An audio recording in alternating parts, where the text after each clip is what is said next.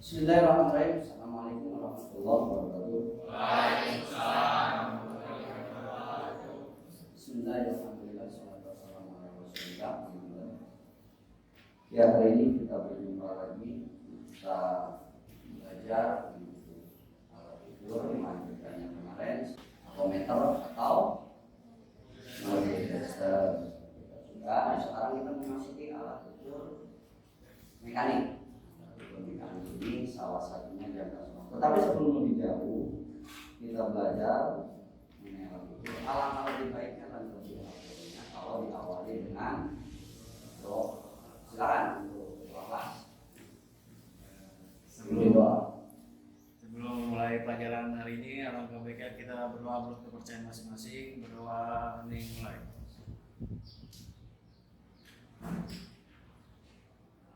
Doa selesai. Ya, terima kasih untuk kelas. Hari ini semua sudah dijadwalkan tiket. Sudah? Terus luar biasa. Terima kasih. Nanti tolong ditingkatkan lagi untuk perhatiannya. Nah, sebelum memasuki lebih lanjut, coba Bapak absen dulu. Sama Amelia, Haris, Asep, Banu, Eril, Dila, Els, Fahmi, Kelvin, Muhammad Fadil, Muhammad Akmal, Muhammad Yusuf, Nabil, Salman, Taufik Hidayat, Wahyu Reza. Lengkap semua ya hadir ya? Alhamdulillah. Terima kasih banyak yang sudah hadir semua. Nah, supaya lebih belajarnya lebih semangat, kita awali dengan motivasi. Kita bikin, Bapak sudah bikin yel atau disebutkan briefing. Kelihatan nggak? Kakak kelihatan? Selamat siang. Siang. Selamat siang. Siang. Selamat siang. Siang. Pertahankan semangatnya. Ya, semangatnya dipertahankan. Nah, kita akan memasuki materi awal mengikuti nasional. Tetapi di sini Bapak mengingatkan kembali ke kalian, jangan kendor semangat belajarnya, jangan pernah lelah terus belajar. Karena Bapak di sini coba ngasih kalian motivasi. Orang yang bersyukur Allah tambah nikmatnya, jangan jadi orang yang kufur. Ditambah ajarnya, bagaimana kita bersyukur, nikmati proses belajar itu salah satu bentuk bersyukur. Tetap semangat dalam belajar. Mudah-mudahan kalian termotivasi karena belajar itu tidak ada kan, bukan sekarang kalian, karena yang kita lalu di sini adalah ilmu yang akan kalian gunakan nanti baik di dunia industri maupun di dunia usaha. Sebelum masuk ke materi, untuk mengukur sejauh mana pemahaman kalian atau apa yang kalian sudah pernah dengar, mungkin ada gambaran, sudah lihat itu. Bapak kasih pertanyaan. Pada saat melakukan pemeriksaan kapas rem, kita melakukan pemeriksaan kapas rem, kita harus membandingkan antara tebal standar kapas rem atau tebal ketika dia belum digunakan untuk tebal standar dengan batas minimal ketebalan kapas. Misalnya ada spesifikasi ketebalan kapas rem minimal 1 mm, berarti kalau sudah lebih dari itu nggak bisa digunakan. Pertanyaannya bagaimana kita bisa mengetahui tingkat keausan kapas atau sudah mau habis? Dengan cara apa? Ada yang bisa jawab? Berarti kita harus melakukan pengukuran. Karena kalau dilihat dong, tidak ada spesifikasi kepasti. Kepasti itu berapa itu? Kira-kira ada di yang ada itu kita pakai kira. Yang lebih baiknya ya pastikan berarti diukur. Dengan alat apa kita melakukan pengukuran? Sebelum mulai proses pembelajaran, nah di sini Bapak ingin tahu sejauh mana pengetahuan kamu mengenai dasar pembelajaran, karena ketika kita memasuki proses pembelajaran jangka sorong, maka kalian harus tahu yang namanya satuan, yang namanya besaran, dan mampu menghitung bilangan baca. Kalian setel, silakan lakukan pengisian untuk tes awal pembelajaran atau diagnostik tes. Tujuan pembelajaran kita hari ini melalui diskusi. Nanti kalian diskusi, kita mekanismenya atau sistemnya diskusi. Kalian diskusi, kalian silakan buka internet ataupun YouTube sumber-sumber mau buku untuk memahami atau mengidentifikasi bagian-bagian alat ukur jangka dengan benar sesuai fungsinya. Harus benar ya, harus sesuai fungsi. Benar dan fungsinya sesuai. Yang kedua, melalui diskusi dan menggali informasi melalui literasi dari buku dan internet dan bimbingan Bapak. Karena yang kedua nanti berhubungan dengan praktek menggunakan jangka sorong untuk melakukan pengukuran. Di sini kita persiapkan bahan apa yang akan diukur dan hasil daripada pengukuran dicatat. Akan disiapkan oleh KPD buat kalian peserta didik. Di sini Bapak memasuki materi jangka sorong, memasuki intinya. Jadi di sini jangka sorong itu punya sejarah. Jadi setiap sesuatu pasti ada awalnya. Di sini dikatakan sejarahnya. Jangka sorong pertama kali ditemukan pada tahun 1931 oleh seorang kebangsaan Prancis bernama Pierre. Nanti nama penemu ini akan jadi nama alat. Setiap nama penemu biasanya menjadi nama bahan alat ini. Nah, salah satu di sini nama asal, nanti nama bahannya Vernier. Nah, apa sih jangka sorong? Jangka sorong merupakan alat ukur panjang yang mempunyai batas ukuran sampai 10 cm. Nanti ada yang 10 cm, ada yang paling panjang. Biasanya digunakan untuk pengukuran benda kerja yang lumayan panjang atau yang punya diameter. Berarti kalau 10 cm berapa mili? 100. Nah, di mana tingkat ketelitian daripada jangka sorong ini 0,1 mm atau 0,01 cm. Jangka sorong memiliki berbagai ukuran dengan rentang pengukuran dari 100 mm hingga 300 mm, dari 10 cm sampai 30 cm bentuk panjang. Nah, kita kembali sedikit Bapak, untuk tingkat ketelitian jangka sorong nanti bermacam-macam ya, bukan hanya 0,1, tapi nanti ada macam.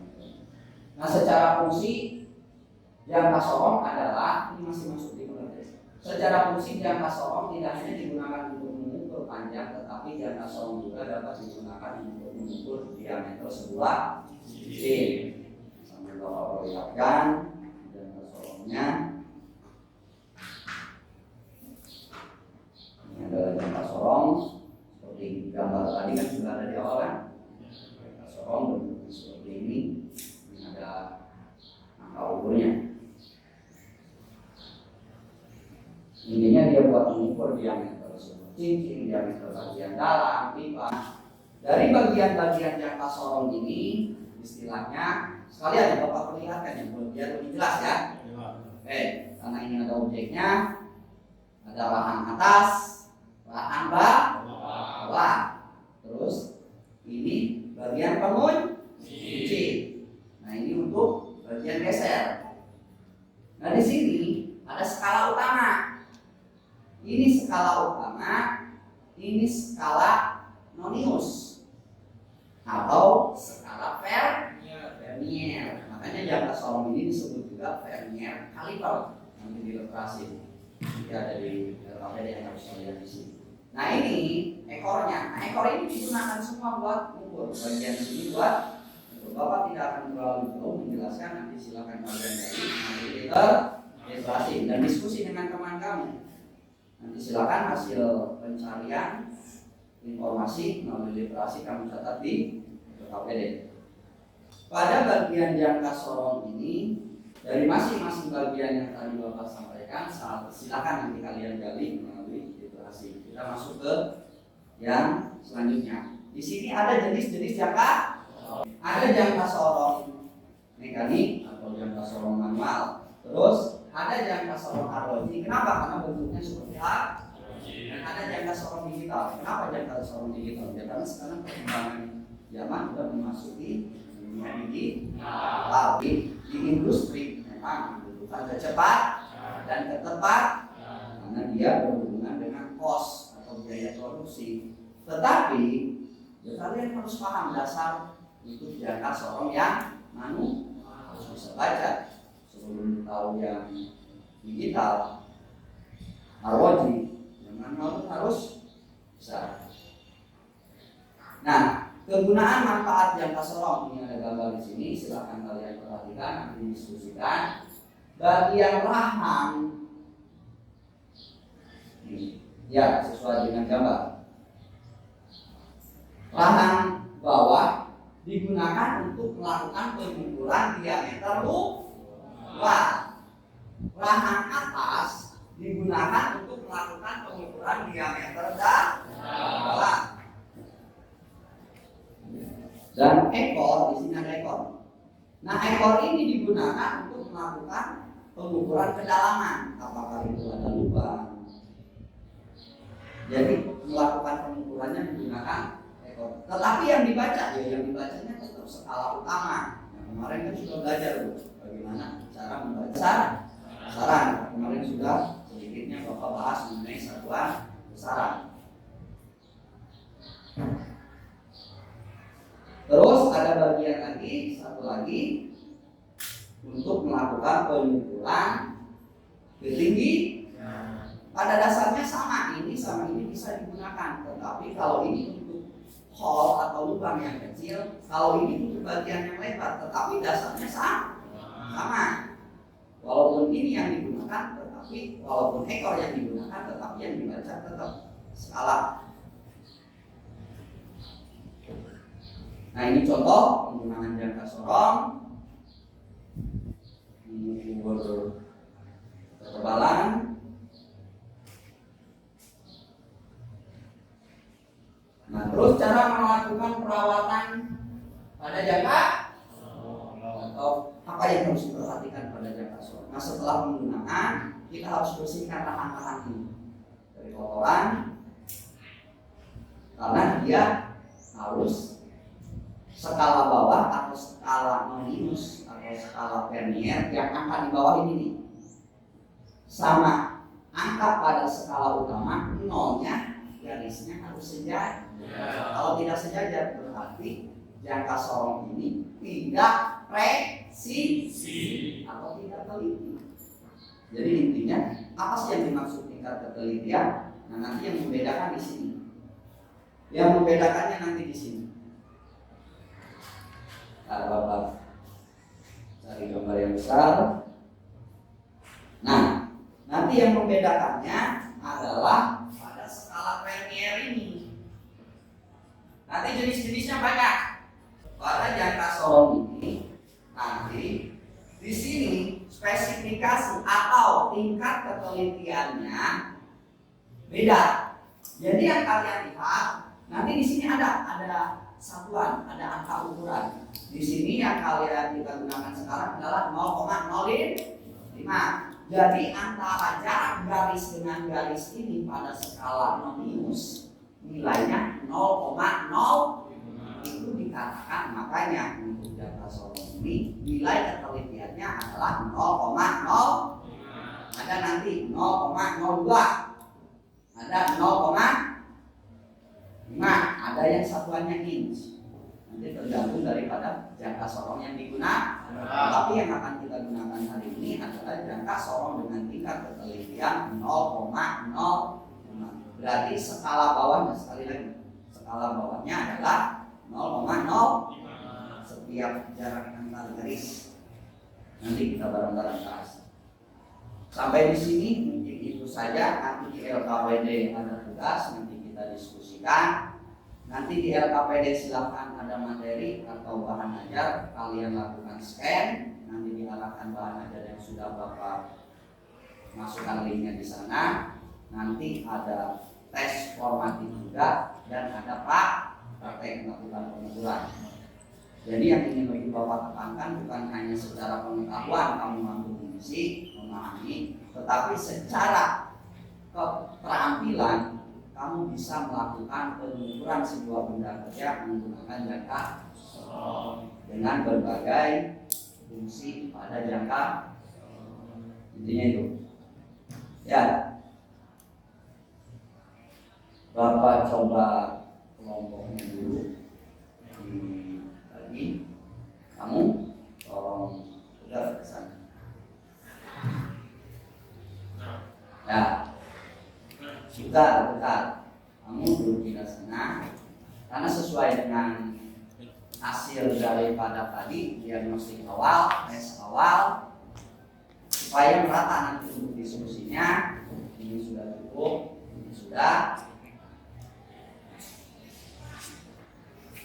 Bapak bagikan LKPD-nya.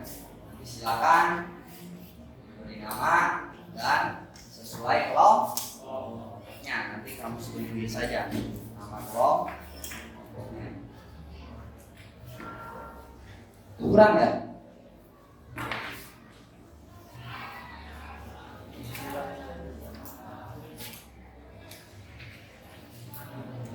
Nanti kita ada dua sesi. Nanti untuk prakteknya nanti akan Bapak berikan pemahaman lagi bagaimana cara membaca hasil pengukuran dan bagaimana cara membaca jangka. Sekarang kita selesaikan dulu di sini di LKPD sampai tugas huruf G.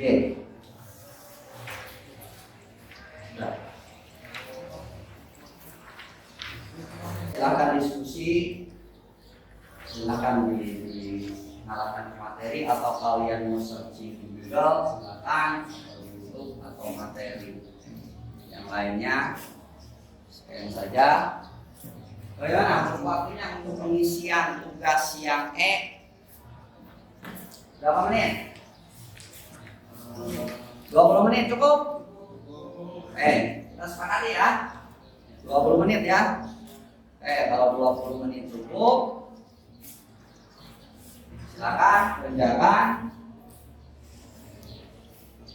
Pada materi yang Bapak share pada LKPD itu sebenarnya sudah lengkap, tinggal kalian pelajari dengan detail saja, tinggal teliti saja.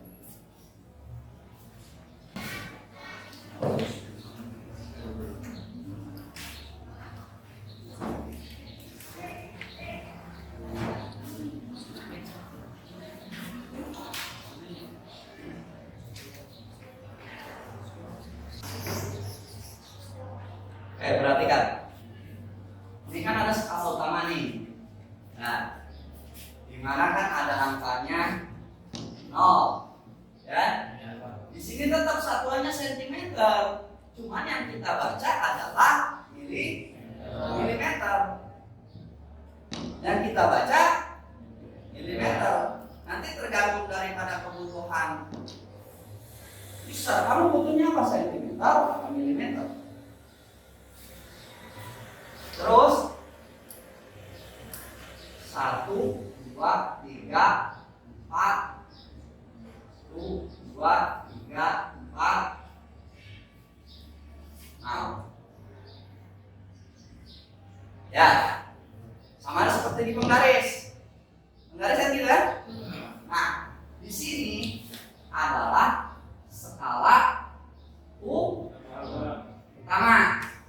Nah, nanti yang di bawahnya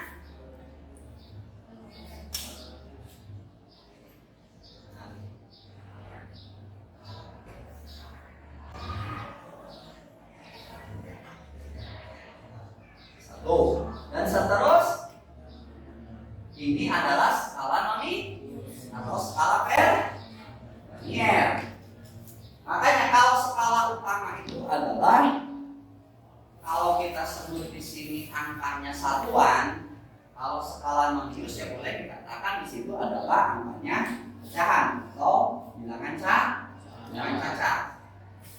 Sama seperti kemarin. Nanti tinggal dijumlahkan saja. Yang penting garis ininya kalau ini berarti 0,00, ya?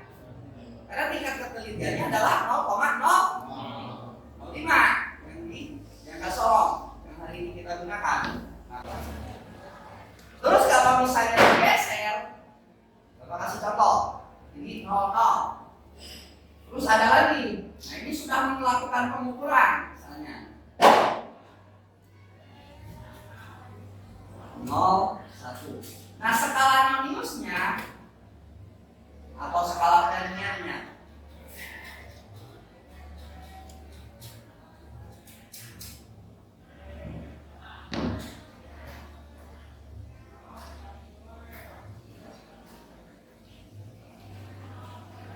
nol, satu. Ini 0, ini 1, ini 2. Perhatikan. Yang dicari yang mana? Yang garis pada skala non minus sejajar dengan garis skala utama. Garis skala non minus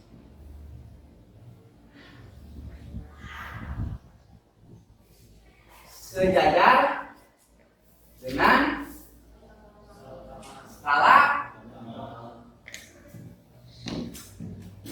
itu nilainya, tetapi nilai untuk bilangan satuannya atau angka di depan komanya yang kita lihat skala utama. Kalau untuk menentukan bilangan pecahannya atau bilangan cacahnya yang kita lihat skala non.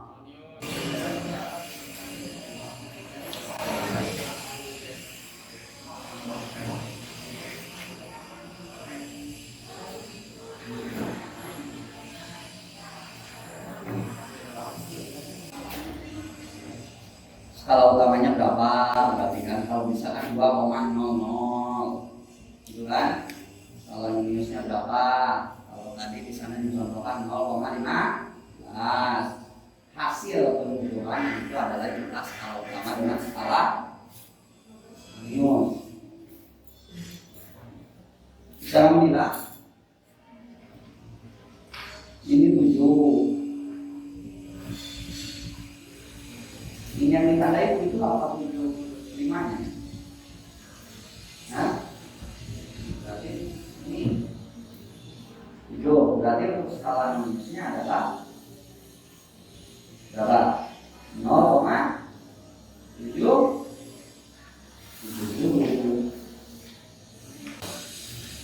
Kalau udah, kita akan lanjut pada tugas yang F, yaitu kita melakukan pengukuran pada objek sebenarnya.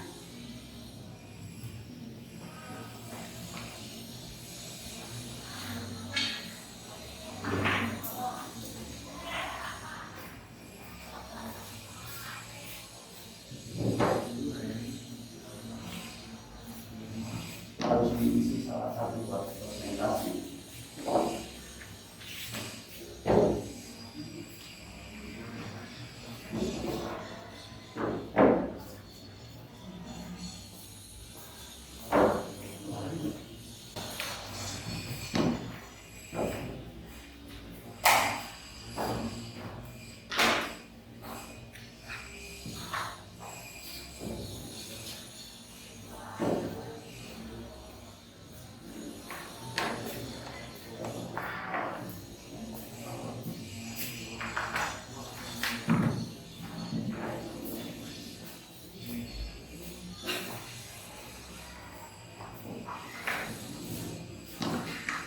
Tugas yang E udah selesai semua.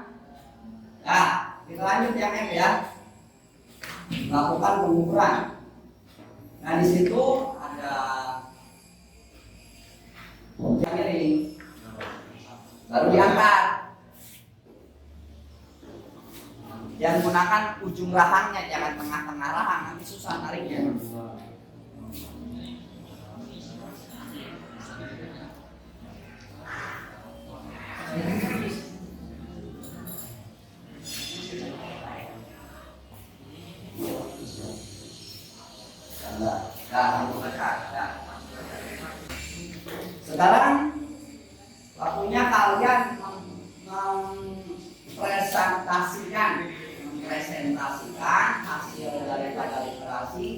dan hasil daripada praktek. Tolong mencoba alat ukur panjang yang mempunyai batas ukur sampai 10 cm dengan milimeternya 0,1 mm. Yang tolong pertama kali ditemukan pada tahun 1931 oleh seorang terjebak kaki bernama Pierre Planier. Penggunaan yang tolong yaitu pertama itu mengukur dimensi luar sebuah benda, kedua untuk mengukur dimensi dalam sebuah benda, yang ketiga untuk mengukur kedalaman sebuah benda. Ada yang mau mempresentasikan hasil pengukuran daripada kampas rem? Dua. Ya, silakan. Hasil pengukuran kamu.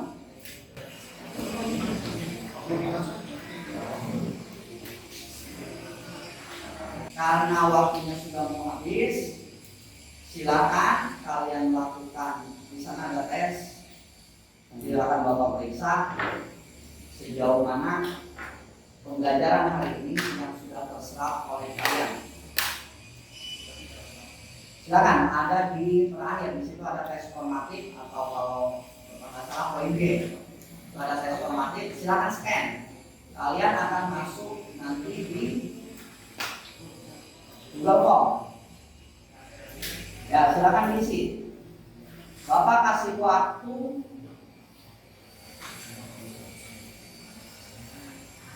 15 menit.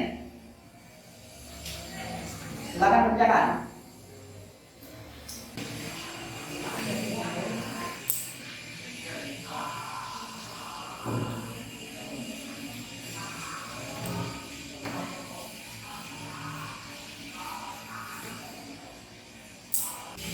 Ya, waktunya habis ya. Hasilnya 100. Ya, untuk hari ini kurang lebihnya Bapak mohon maaf apabila ada yang disampaikan kurang tepat. Tetapi sebelum kita mengakhiri pembelajaran ini, silakan Bapak minta dari kalian untuk menyimpulkan apa yang sudah kita pelajari hari ini. Silakan dari perwakilan kelompok untuk menyampaikan untuk kesimpulan apa yang sudah kalian pelajari hari ini.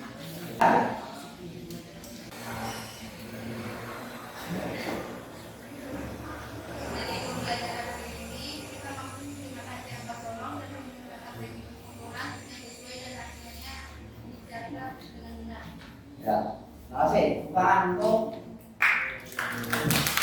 satu. Nah, daripada itu kesimpulan sudah. Nah, alangkah lebih lengkapnya lagi Bapak minta ada refleksi dari proses pembelajaran hari ini. Silakan perwakilan dari kalian. Apa yang sudah kalian alami hari ini, perasaan kamu mengenai proses pembelajaran kita untuk merefleksikan.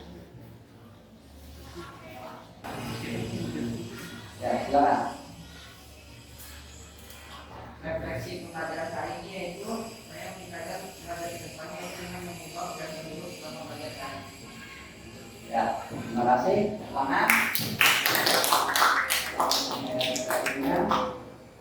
Karena waktu kita sudah habis, kurang lebihnya Bapak mohon maaf untuk hari ini apabila ada kesalahan sengaja atau tidak disengaja. Tetap belajar, semangat, kuasai semua bidang, kalian pasti bisa. Ya, sebelum Bapak tutup proses pembelajaran hari ini, silakan ketua kelas untuk doa. Belum selesai pelajaran hari ini, alangkah baiknya kita berdoa menurut kepercayaan masing-masing. Berdoa dimulai.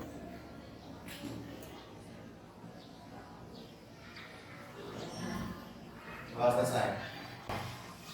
Ya, sekali lagi Bapak mohon maaf kurang lebihnya. Bapak tutup dengan Assalamualaikum warahmatullahi wabarakatuh.